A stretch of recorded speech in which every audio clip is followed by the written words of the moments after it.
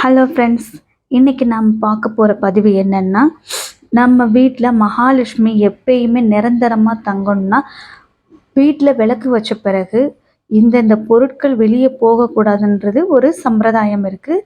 அதை நம்ம அந்த பொருட்கள் கொடுத்தோம்னா நம்ம வீட்டிலேருந்து செல்வம் வெளியே போகும்னு சொல்லுவாங்க. அது என்ன பொருள்னு பார்க்கலாம் வாங்க. தயிர், பால், அப்புறம் சர்க்கரை, உப்பு, மஞ்சள், அப்புறம் பணம். இந்த பொருட்களை விளக்கு ஏற்றின பிறகு நம்ம கையை விட்டு வெளியே போகக்கூடாது. யாராவது கொஞ்சம் சர்க்கரை கொடுங்க, கொஞ்சம் பால் கொடுங்க, அந்த மாதிரி விளக்கு ஏற்றின பிறகு கேட்டாங்கன்னா இல்லைன்னு சொல்ல மனசு வராது. ஆனால் வேறு வழி இல்லை, சொல்லி தான் ஆகணும்.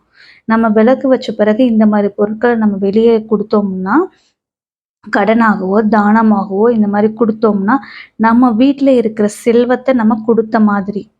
அதனால் இதெல்லாம் மகாலட்சுமியின் அம்சமானது இந்த 6 பொருட்களும்.